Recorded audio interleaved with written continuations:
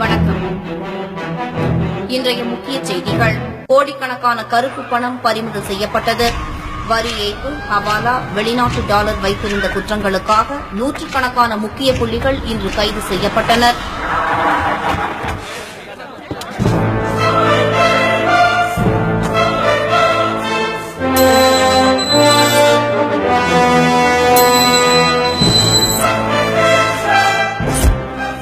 என்னங்க சார் இப்படி ஆயி போச்சு?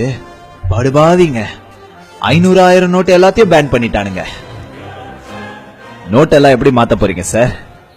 பெட்ரோல் பங்க்ல கொடுத்தா, மெடிக்கல் ஷாப்லயா, இல்ல போஸ்ட் ஆபீஸா?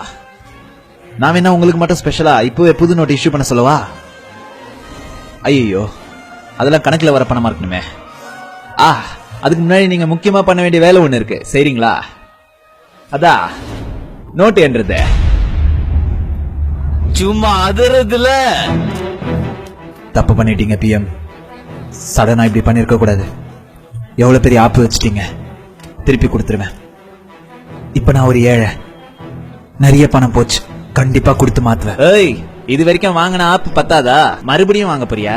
ஏய், நான் பணக்காரன். போடாங்கு பிச்சைக்காரன் சொல்ல வந்தப்பா.